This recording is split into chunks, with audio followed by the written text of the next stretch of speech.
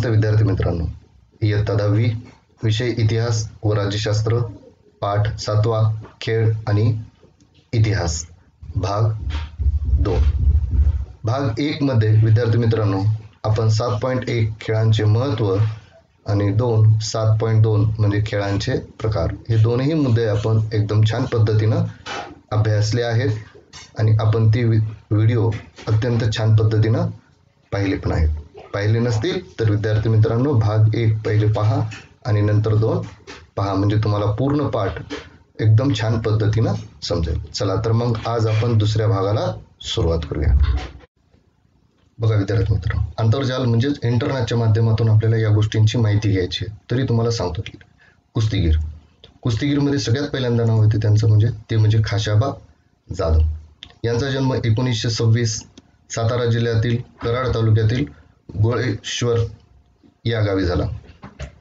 1952च्या Helsinki उन्हाळी Olympic स्पर्धेत 52 kilo गटामध्ये फ्रीस्टाईल कुस्तीमध्ये कांस्य पदक त्यांनी मिळवलं.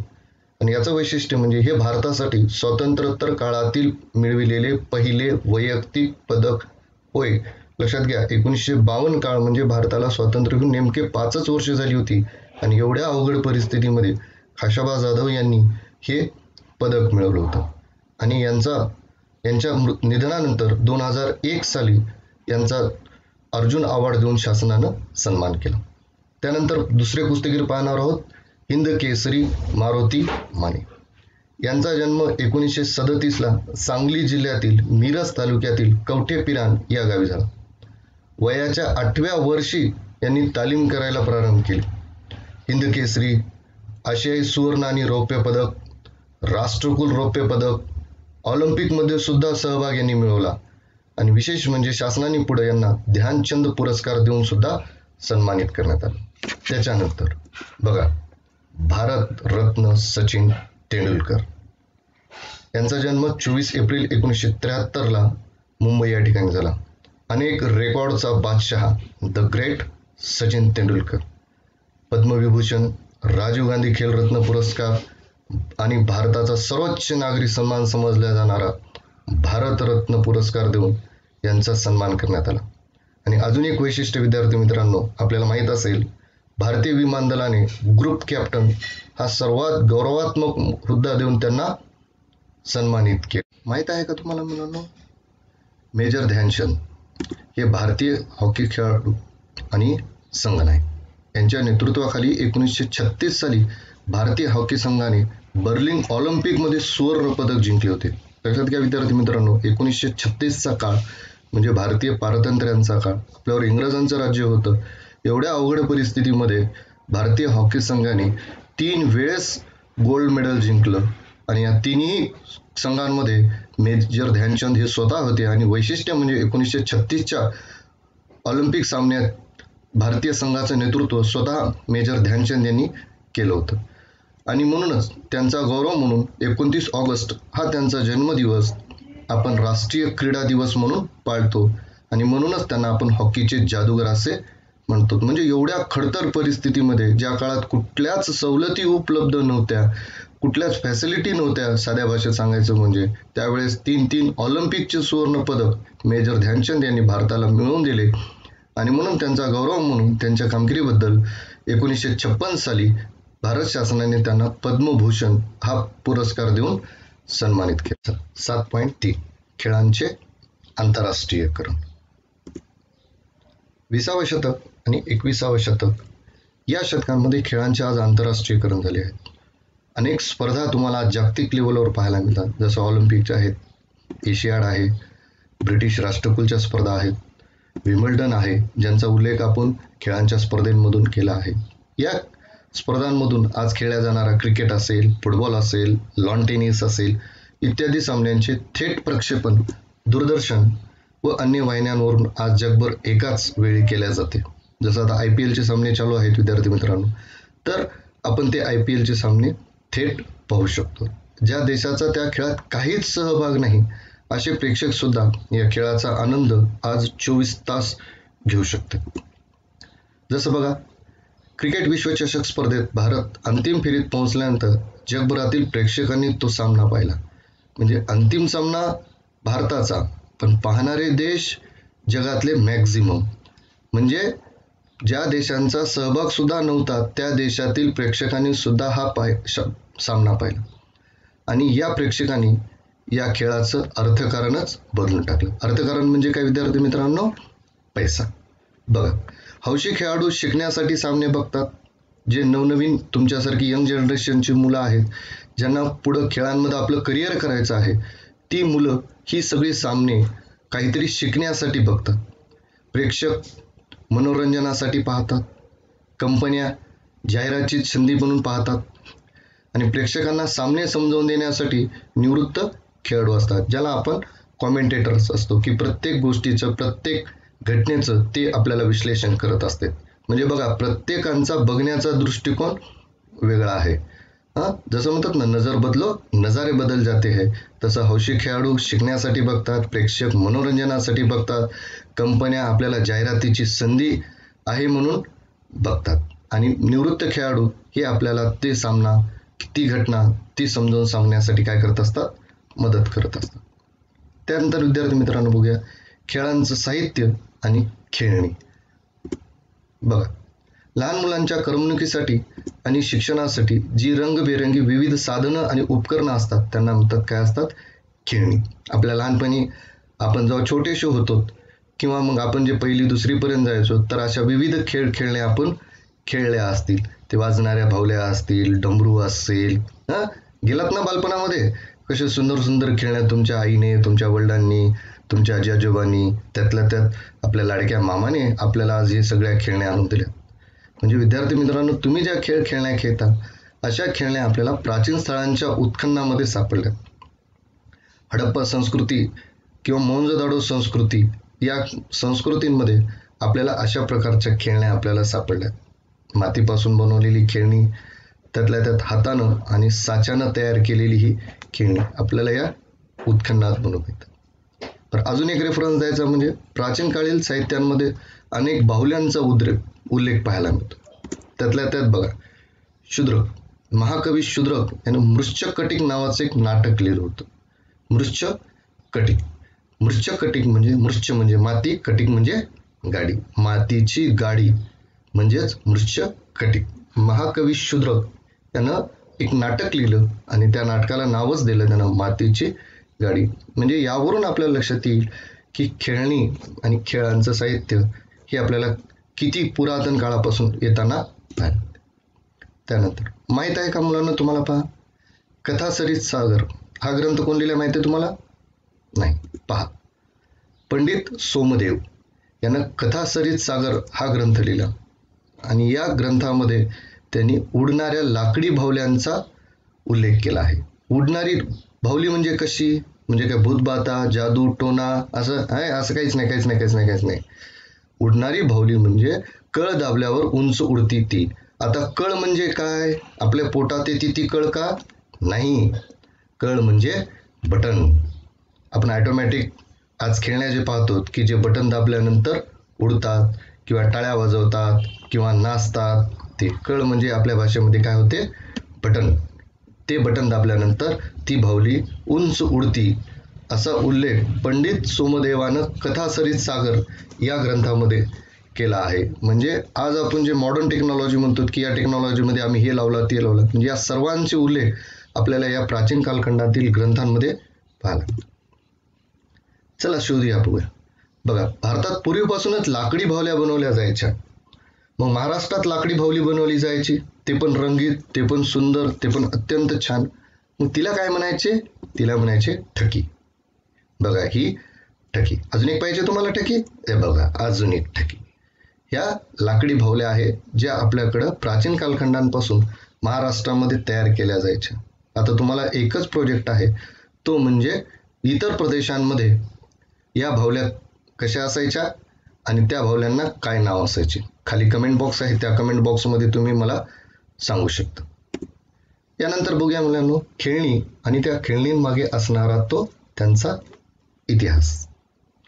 खेळण्यांमधून इतिहास आणि तंत्रज्ञानाची प्रगती यावर आपला प्रकाश पडतो. म्हणजे खेळ खेळण्यामधूनच आपल्याला त्याचं तंत्रज्ञान कळते, त्याची टेक्नॉलॉजी कळते.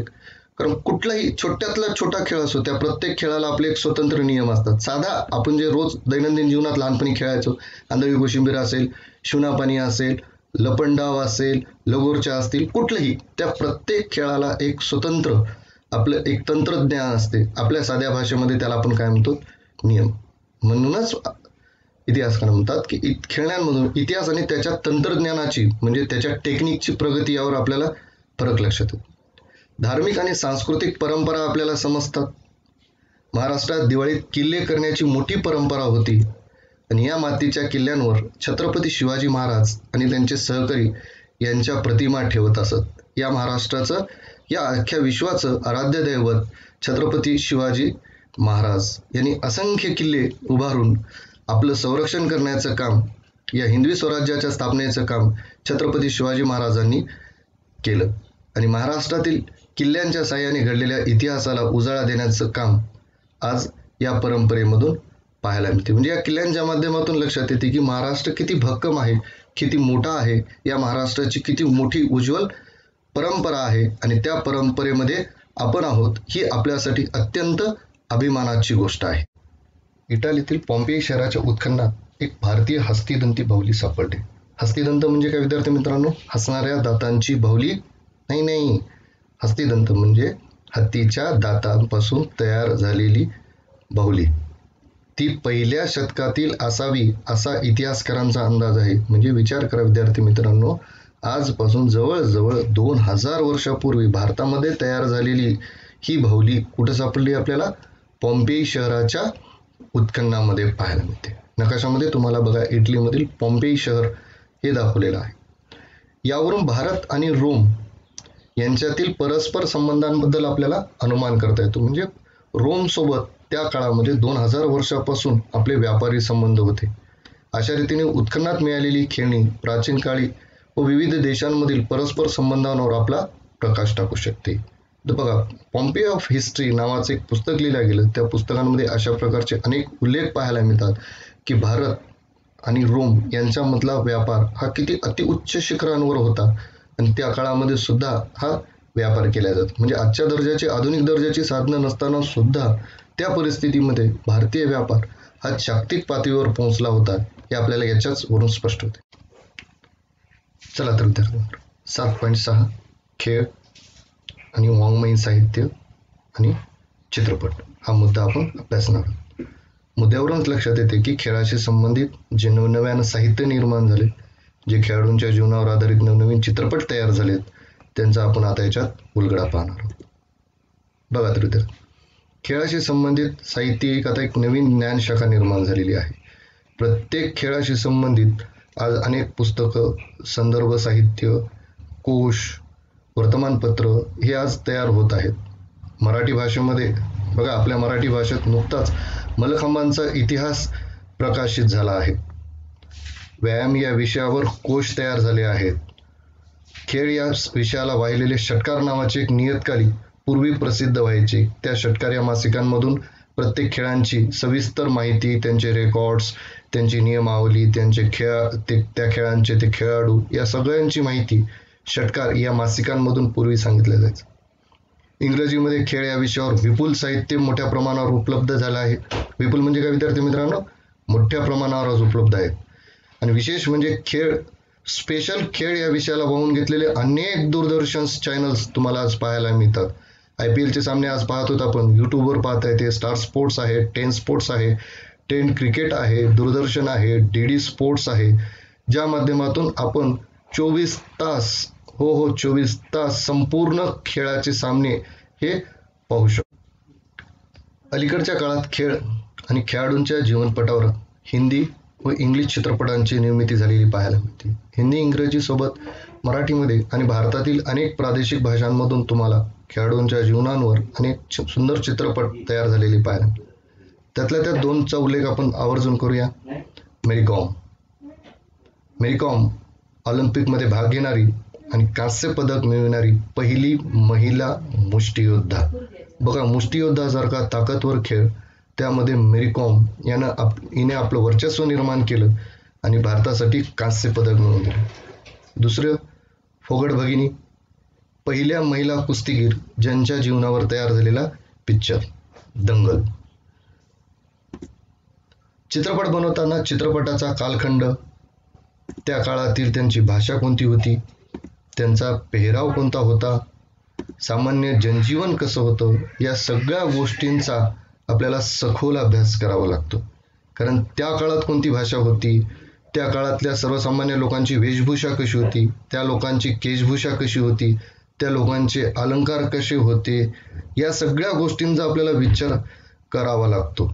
कारण अनेक हिंदी चित्रपट जी आपल्याकडं पुढे नंतर निघाली, जसं लगान बघा, आमिर खाननं तयार केलेला क्रिकेटवरचा, चक दे इंडिया आहे आमिर खान यांचा, त्याच्यानंतर मराठीमध्ये गोट्या पिक्चर आहे, सचिनच्या जीवनावरचा पिक्चर आहे, Dhoni the untold story picture आहे, किंवा इतिहासाचाच विचार जर केला तर ऋतिक रोशन यांचा मोहनजोदाडो हा जर पिक्चर आपण पाहिला असेल तर तुम्हाला याच्यावर लक्षात येतील की त्या काळातील भाषा, त्या काळातील पेहराव, त्या काळातील सामान्य जनजीवन कसं होतं याचा सखोल अभ्यास करावा लागतो.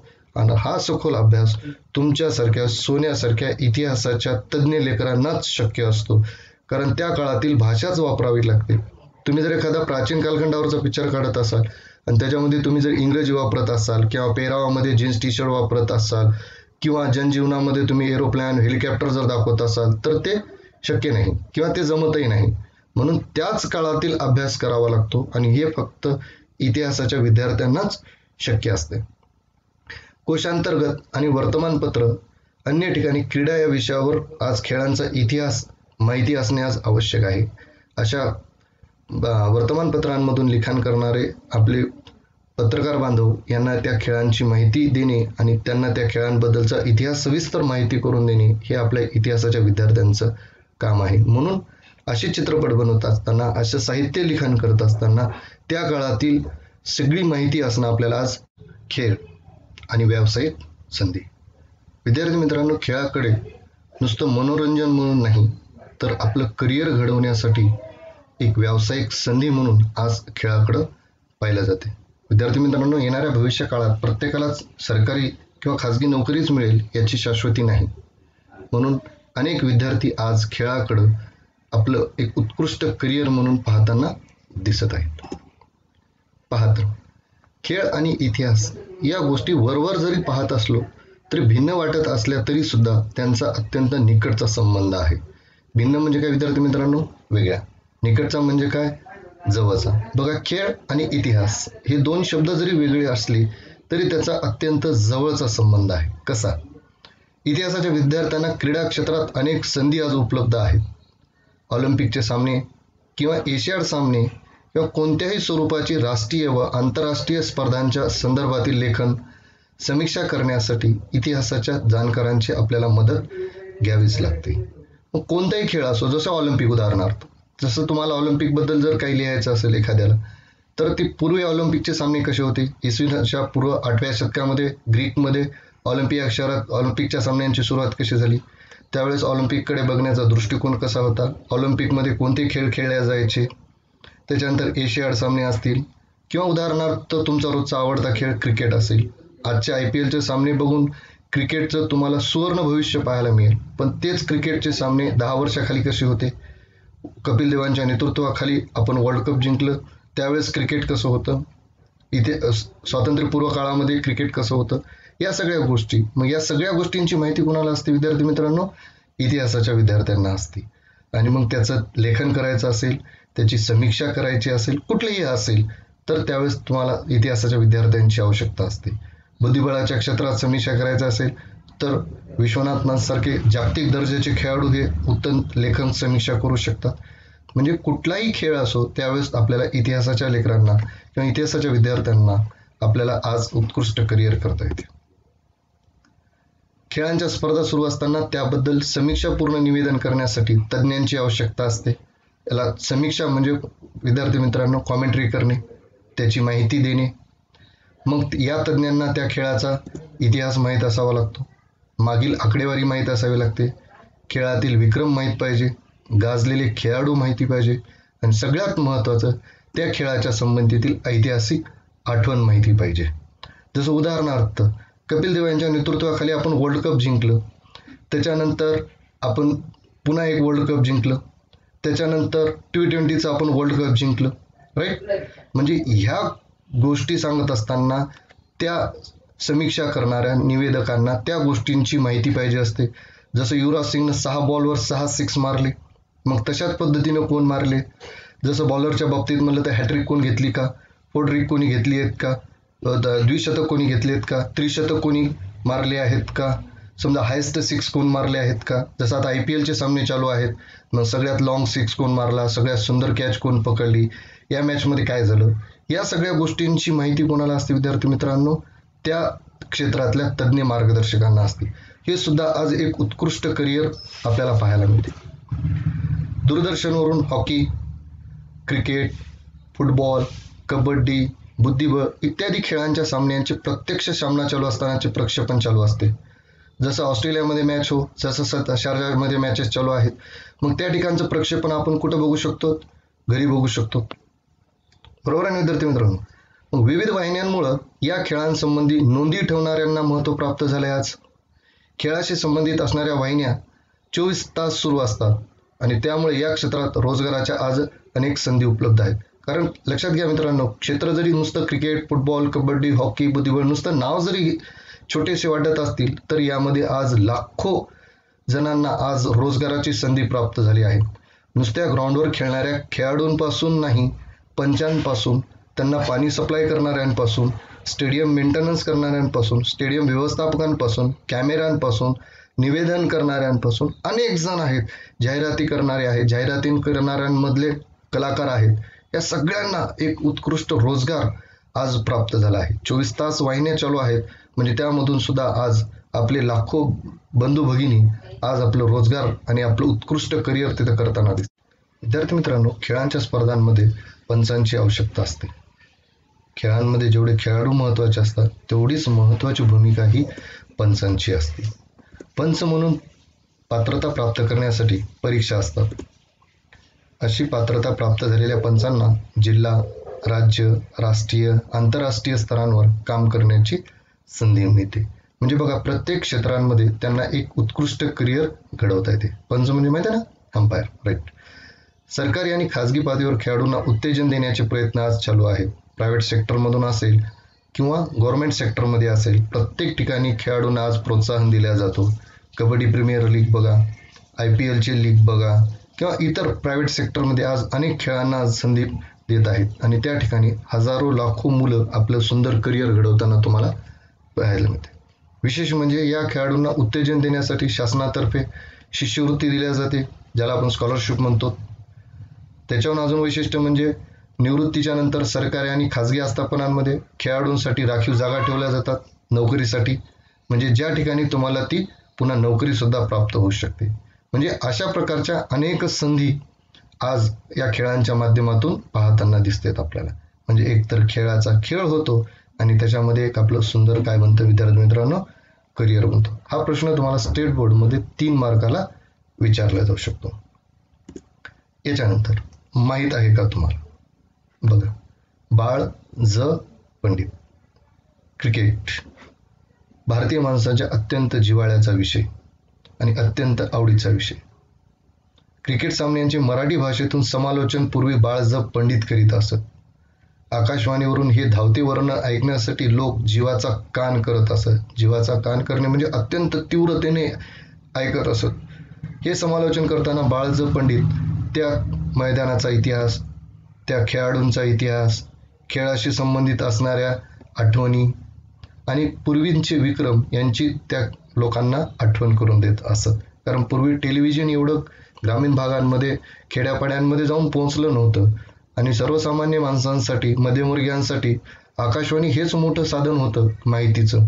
आणि मग माहिती मिळविण्यासाठी आणि क्रिकेटचे सामने पाहायला तर मिळतच नाही, पण ऐकायला तरी मिळते. आणि त्यातल्या त्यात बाळज पंडित सारखा माणूस, जो अत्यंत विद्वान, क्रिकेट साहित्य क्षेत्रातला एक सुवर्ण तारा, जे मराठीमधून आपल्याला समजणाऱ्या भाषांमधून सगळी सुंदर धावती कॉमेंट्री करायचा आणि मग वेगवेगळे विक्रम, त्यांना सगळी माहिती द्यायचं आणि त्यांना खेळाचं आणि खेळाच्या इतिहासाचं उत्तम ज्ञान असल्यामुळं त्यांचं समालोचन अत्यंत रंजक व्हायचं. अत्यंत मनोरंजक पद्धतीनं, साध्या पद्धतीनं, हसीखेळीच्या वातावरणामध्ये ते कॉमेंट्री करत असत. विद्यार्थी मित्रांनो, तुम्हाला हा पाठ कसा वाटला ते मला जरूर कॉमेंटमध्ये कळवा आणि लाईक करायला विसरू नका. सबस्क्राईब करा. आपल्या जवळच्या मित्रमैत्रिणींना या ज्ञानाचा फायदा होऊ द्या. धन्यवाद.